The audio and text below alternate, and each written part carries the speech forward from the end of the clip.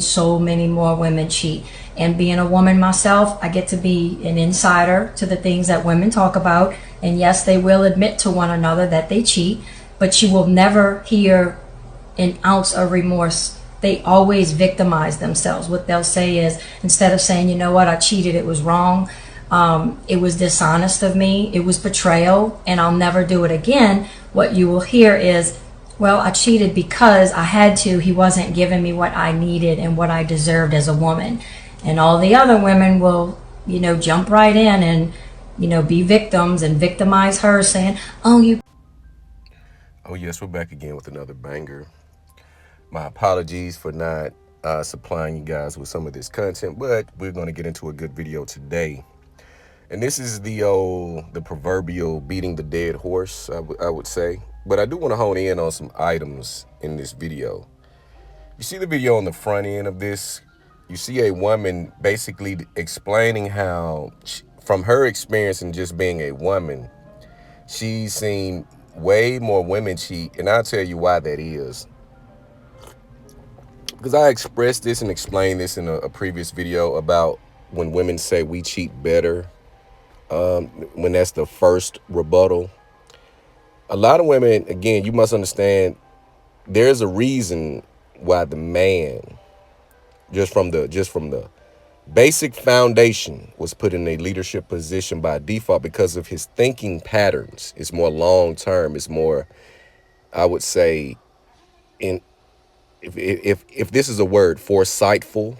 We have a foresight that most women won't have, because if they had the foresight that men had, you won't see a lot of the women picking the wrong men. You look at the divorce rate. You look at the jobs that women just don't want to do, or they work very for a short period of time. If they can find a reason to justify their actions, then the actions are going to come, because I got a reason for what I'm doing. You notice how she stated that a lot of women are going to shift blame when it comes to infidelity, as always. I notice with behavior in the West, you always have somebody, it's always someone else's fault. I noticed this even with my thinking over the years, as I've grown and dealt with issues. I said, well, damn, and I look at certain things, and I used to play that card a lot. I used to play that it's someone else. It's a reason why I do this, or no. You are the reason why you do what you do, because the choice is ultimately yours to make. Now, one person would argue, but they come from a certain environment. They may not have the exposure or let's say, the best choices to pick from the gate. Now, I do agree. We have a lot of children that are birthed in situations to where we see them and look at them and we give a certain disposition of judgment, or we tend to look down on a lot of people. If they're not lateral or above, we tend to look down on them once we try to, do like a cross comparison, if you will. But you must take into consideration that a lot of people, there's a subset of people, no matter what the race, no matter what the location, the environment in which they're going to be born in is going to shape their mind and their decision making. And what we would try to do is change the environment more so the person, because once you change the environment, the person will change. But we'll get into that in another video. But when it comes to the decisions and the behavior of the woman, when it comes to dating, see, dating, it's more of a calculated, it should be more of a calculated and an organic connection.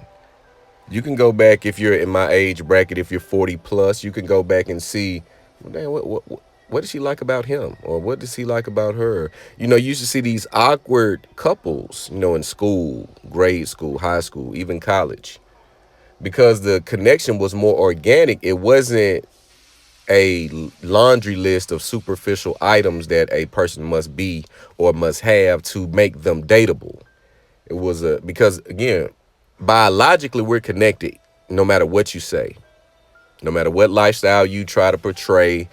You put one sex in the room and another sex in the room for a long period of time, they're going to do what's their biological imperative, which is to procreate.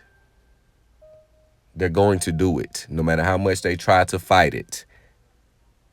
But when you look at dating from the woman of today, and let's say a little bit of yesterday, the reasons and the methods in which they went to pick the guy was not based on their own liking. It was based upon survival, status quo, being able to have conversations with women they admire. So if the women they admire have a husband that has the happy wife, happy life mentality, that's what she's going to get because she wants to stay in this friend group. And when they're not able to meet or match their friends at that level, they'll get rid of them and go get a new friend or a new friend group. That's why you see, well, when did they started kicking it? Oh, they hang together now? She's kicking it with them now. They're trying to find their tribe to, I guess, get to their destination with the least resistance. And they feel being around women that they admire is going to put in on that. It's going to be an investment in a sense. But the behavior of the cheating woman, when she finds a reason to cheat, it makes her it puts her conscience at ease. And a lot of times, and women just don't go out and cheat. It's a calculated move because, again, they have to find the right candidate. They have to tally up a lot of your discretions. See what they'll do. Like I said, women keep score. A lot of the times, if I guarantee you do a survey of women with multiple failed relationships, she had a keep score mentality. Women will start to keep score because, again, they have to go back and tell their friends what you did for her because that's what they're doing.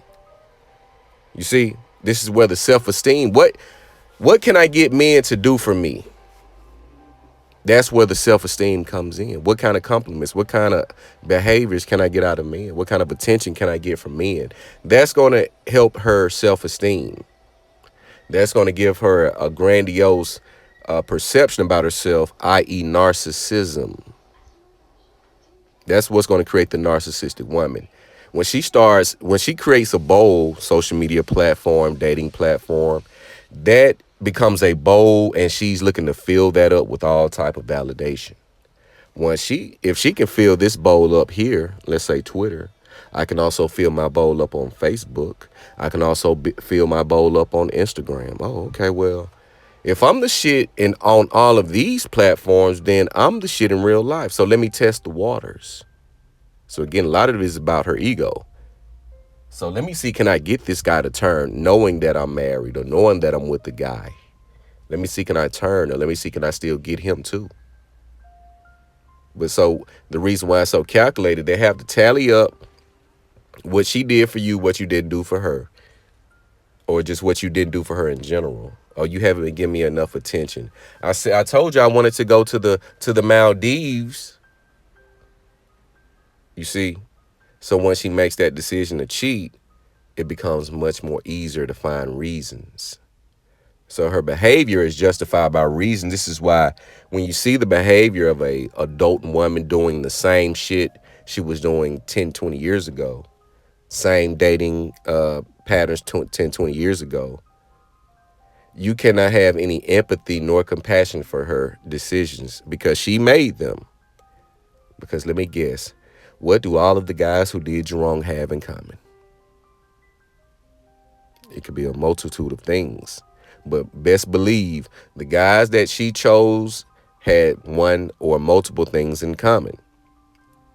So the nice guy is the one that gets this treatment because the nice guy is the one who's willing to excuse.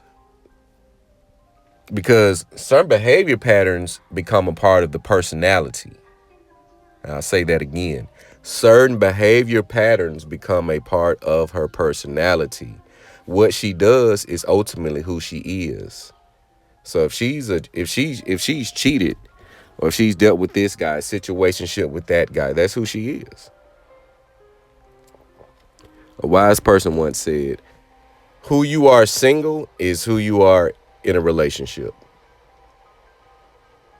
Who you are as a single person, you're going to be that same person with a companion in a relationship. But it's so interesting that the nice guy always gets the short end of the stick. Well, let's dive into that before we close out. Where you got the nice guy who again, he overlooks a lot of things. He doesn't know how to pick. He doesn't know the chameleon from the real woman. He just happy that he's up next. So he thinks he's getting a trophy wife. He thinks he's getting some access to something he thinks he'll never get. So he will overlook a lot of things and he'll still get the same treatment. Women do not like nice guys. They desire them for a purpose, i.e. making their life easier in order to prop her up to get the guy that she truly wants. Because if she's in the room with the guy that she truly desires, she's going to go. Because in her mind, she has a reason, or she's going to make up a reason. Well, I'll never get to be in this room with him again. Again, let's go back to the nice guy. How did she end up in the room in the first place? Well, my guy, he lets me go to parties and VIPs with my girls because he trusts me and we just have that relationship. Why is he even in the position anyway? So when you identify behavior, you must check it sternly. And if you notice it, if you have a keen eye, if you suffer from the syndrome, the I seen too much syndrome that I suffer from and many others suffer from, you will be able to identify, okay, this is a part of her personality. This is nothing that I can change. One thing I notice I see men trying to do, well, let's get back in positions as leaders. No. You cannot save a fool. You see, because a fool does not want to be saved. I'll say that again. You cannot save a fool because a fool does not want to be saved. You cannot reason. You cannot have any debate, any dialogue with the fool because the reason and the feeling that's attached to whatever she's going to do means more. Just look at our obesity rates. A lot of effort is just not going to be put into certain areas. They don't want to change because to change is to take accountability. To change is to start explaining to the old friends or the new friends why you're not doing and saying the same shit you were doing and saying a while ago. But as a nice guy, if you sign up for that position, you'll be the one that she cheats on because you just don't know. And you may just have to go through it later in life to know or to learn. But these women today, a lot of women today, you just look around. Just look at your environment. It's going to tell you what you need to know. If your environment is alkaline, it looks a certain way, it's not a lot of behavior that you see in other environments, that's the environment in which you want to be. Look at the environment in which you're in. Are you around sharks, ambitious people, driven people? If you're not around that environment, you're in the wrong environment. You need to create that environment or find that environment. Because trying to change the environment as one person, you're not going to go into a space and change it. You have to create a new space and people will come in, or you find that space that aligns with what you want to do and what you want to be. And that's where you spend most of your time. If you spend your time in shitty environments, you're going to become a product of that shitty environment. It's like cleaning a room. But you guys let me know what you think. If she's going to cheat, she'll have a reason to, and she'll find one as well. But make sure you like, comment, subscribe. Make sure you hit the notification bell. It's the Date Master.